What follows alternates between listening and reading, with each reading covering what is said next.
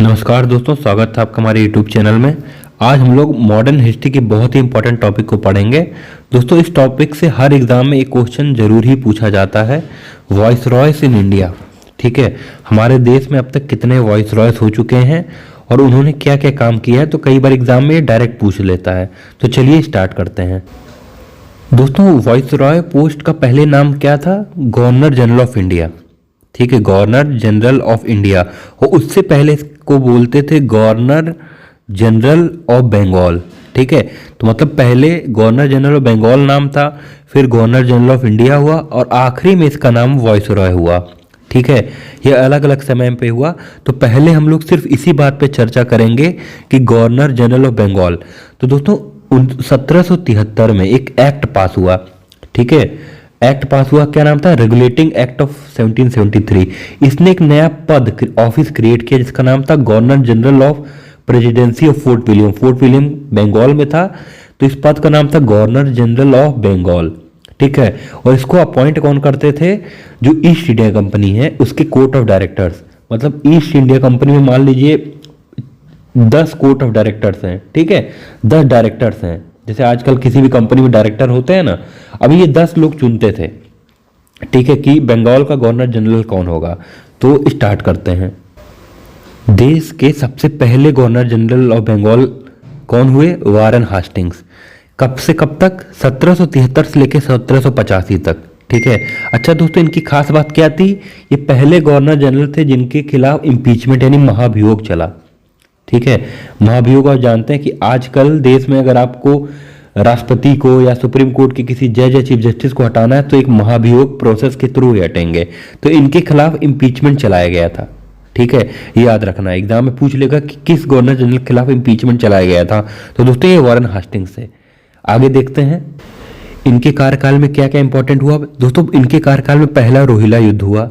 ठीक, पहला एंग्लो मराठा यानी ब्रिटिश और मराठा के बीच में पहला युद्ध हुआ। फिर दूसरा एंग्लो मैसूर का वॉर हुआ। ठीक, ये 3 युद्ध इनके कार्यकाल में हुए। फिर क्या हुआ? Supreme court of India. ठीक है, उस समय उसका supreme court of Fort William नाम था। 1774 में भी इनके कार्यकाल में बना। एशियाटिक सोसाइटी ऑफ बंगाल 1784 इन्हीं के कार्यकाल में। और भगवत गीता का इंग्लिश अनुवाद यानी इंग्लिश ट्रांसलेशन किसने किया? Charles Wilkins. ये भी इन्हीं के कार्यकाल में हुआ। तो ये याद रखना, एग्जाम में डायरेक्ट पूछेगा। और क्या हुआ दोस्तों? बंगाल गैजेट।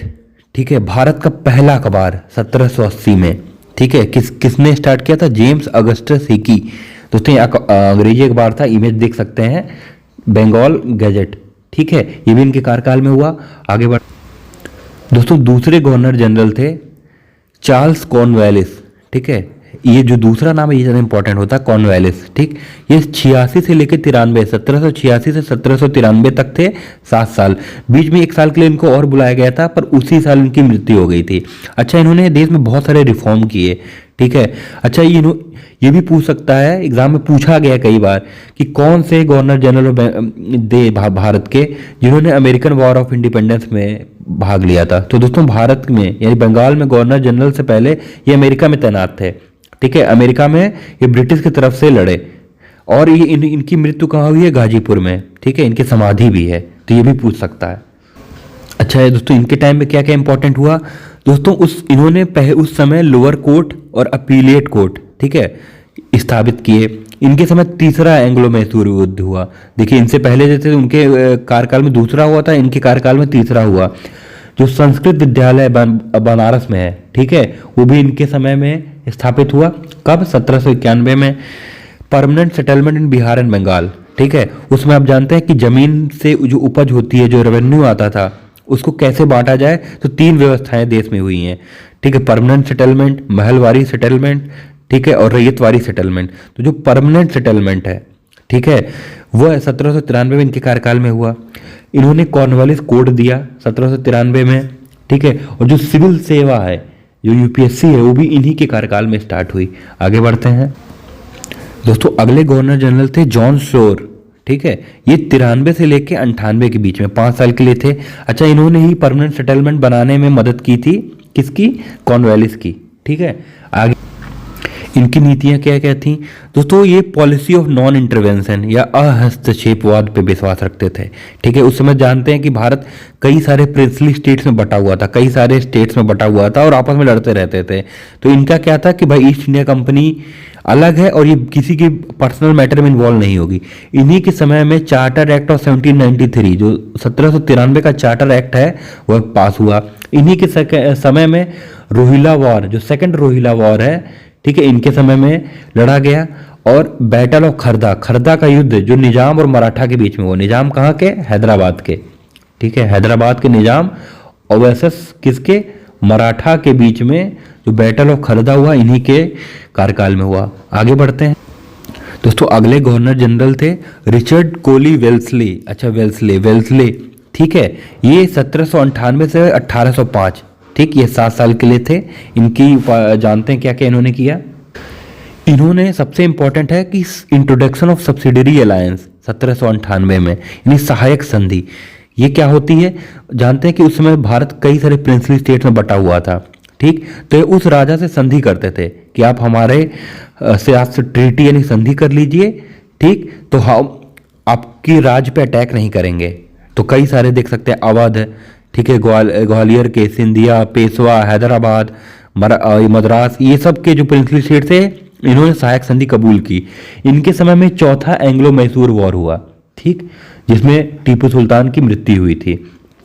इन्होंने ही सेंसरशिप एक्ट ऑफ 1799, ठीक है, सेंसर एक्ट यानी जो भी अखबार थे, स्वदेशी अखबार थे जो सरकार के खिलाफ बुरा लगते थे, अंग्रेजों के खिलाफ बुरा लिखते थे या जो सच्चाई पेश करते थे, उनके खिलाफ सेंसरशिप एक्ट पास की थी। और इनके समय में ही तंजौर 99 में, सूरत 1800 में और कर्नाटका 1801 में, इन तीनों प्रिंसली स्टेट पे कब्जा किया।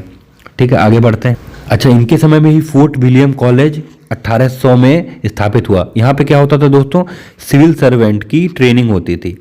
अच्छा, ये क्वेश्चन एग्जाम में बहुत बार पूछा गया कि फोर्ट विलियम की स्थापना कब हुई, तो ये याद रखना है और किसके समय में याद रखना है। ठीक है, इनके समय में ही सेकेंड एंग्लो मराठा वॉर हुआ था, यानी द्वितीय मराठा वॉर, ठीक, और इन्हीं के समय में राजभवन एट कलकत्ता, यही राजभवन में ही गवर्नर जनरल ऑफ बंगाल रहते थे। ठीक है, गवर्नर जनरल ऑफ बंगाल। इस समय दोस्तों यहाँ पे गवर्नर ऑफ बंगाल रहते हैं, बंगाल के जो गवर्नर होते हैं इस समय रहते हैं। उस समय में जो गवर्नर जनरल ऑफ बंगाल होते थे वो यहाँ रहते थे, ये इन्हीं के समय बना। आगे बढ़ते हैं दोस्तों। अगले गवर्नर जनरल थे अर्ल ऑफ मिंटो, यानी मिंटो 1। ठीक है, मिंटो नाम से बाद में 1909 में भी आए थे, तो ये फर्स्ट अर्ल ऑफ मिंटो का नाम था।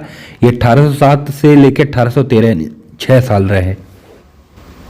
इनकी उपलब्धियां जानते हैं दोस्तों। इनके समय में ट्रीटी ऑफ अमृतसर, ठीक है, 1809 में राजा रंजीत सिंह के साथ हुई। ठीक, इनके समय में इंग्लिश ईस्ट इंडिया कंपनी का पंजाब, ठीक है, उस समय राजा रंजीत सिंह थे, उनसे युद्ध हुआ और युद्ध के बाद एक ट्रीटी साइन हुई 1809 में इनके कार्यकाल में। और इनके कार्यकाल में चार्टर एक्ट ऑफ 1813 पास हुआ। तो ये बहुत इंपॉर्टेंट है, याद रखना है। आगे बढ़ अगले हैं, देखिए इनका नाम बहुत बड़ा है पर आपको याद रखना है, हास्टिंग्स, यानी लॉर्ड हास्टिंग्स। ठीक है, 13 से लेकर 23, ये लंबे समय तक रहे, समझिए 10 साल तक रहे। आगे इनकी उपलब्धियां जानते हैं। इनके समय में भारत और नेपाल एंग्लो नेपालीस वॉर हुआ। ठीक है, और जानते हैं ये वॉर यानी ये युद्ध कब खत्म हुआ? ट्रीटी एक साइन हुई, संधि साइन हुई किसकी? सुगौली की। ठीक है, ट्रीटी ऑफ सुगौली 1816 में इनके समय में साइन हुई। इन्हीं के समय में तीसरा एंग्लो मराठा वॉर हुआ। और इस वॉर के बाद क्या हुआ कि जो पेशवाशिप यानी जो पेशवाई थी वो समाप्त हुई। और इन्हीं के समय में पिंडारी युद्ध हुआ और पिंडारियों का पूरी तरीके से नाश कर दिया गया। आगे बढ़ इन्होंने ही के समय में ही हिंदू कॉलेज, ठीक है, स्थापित हुआ। अच्छा, जो जमीन आपने देखा होगी पहले कॉर्नवालिस के समय में परमानेंट सेटलमेंट था, इनके समय में रैयतवारी सिस्टम लाया। ठीक है, मद्रास में ये स्टार्ट हुआ था थॉमस मुनरो के द्वारा, उसमें गवर्नर थे, पर इन्हीं के समय में रैयतवारी सिस्टम स्टार्ट हुई। इन्हीं के समय में महलवारी सिस्टम भी, जो नॉर्थन इंडिया उत्तर भारत में होल्ट मैकेंजी, ये दोनों नाम बहुत इंपॉर्टेंट रहे, याद रखिए। होल्ट मैकेंजी ने महलवाड़ी और रैयतवाड़ी थॉमस मुनरो। ठीक है दोस्तों। और तीसरा बंगाल टेनेंसी एक्ट पास हुई 1822 में। तो ये 3 बहुत इंपॉर्टेंट काम इनके समय में हुए दोस्तों। इसकी PDF मैं टेलीग्राम ग्रुप में डाल दूंगा, तो तो अगर आपको पीडीएफ चाहिए होगी, आपको नोट करने की जरूरत नहीं है, आपको डायरेक्ट मिल जाएगी। आगे देखते हैं। अगले थे लॉर्ड एमहर्स्ट। ठीक है, स्टार्टिंग का नाम दोस्तों इतना इंपॉर्टेंट नहीं है, सीधे आप सेकंड नाम पे ध्यान रखा करिए, लॉर्ड एमहर्स्ट। ठीक है, ये 23 से लेकर 28 तक 5 साल के लिए रहे। इनकी उपलब्धियां क्या हैं दोस्तों? संस्कृत कॉलेज एट कलकत्ता, कलकत्ता में संस्कृत कॉलेज इनके समय में स्टार्ट हुआ। ठीक है, पहला एंग्लो बर्मीज वॉर, भारत और बर्मा के बीच में पहला जो युद्ध हुआ इन्हीं के समय में हुआ, और एक संधि साइन की गई। क्या थी संधि दोस्तों? Treaty of Yandabo. ठीक है, 1826 में। तो दोस्तों ये भी याद रखना किसके समय हुई? एमहर्स्ट के समय में ये संधि यंडाबू। आगे बढ़ते हैं। आगे से अब क्या स्टार्ट हुआ है? Governor general of India. अब तक हम देख रहे थे गवर्नर जनरल ऑफ बंगाल, कहाँ 1783 से लेके 1833 तक, ये काल में सिर्फ गवर्नर जनरल ऑफ बंगाल हुआ करते थे। 1833 के बाद इसी पद का नाम चेंज करके गवर्नर जनरल ऑफ इंडिया कर दिया गया, क्योंकि इस समय आते आते अंग्रेजों का पूरे देश पे कब्जा हो गया। दोस्तों इसकी चर्चा हम अगले वीडियो में करेंगे, क्योंकि वीडियो बहुत लंबा हो जाएगा। तो दोस्तों मिलते हैं नेक्स्ट वीडियो में। कोई भी कंफ्यूजन हो, डाउट हो तो हमसे पूछ सकते हैं। बहुत बहुत धन्यवाद।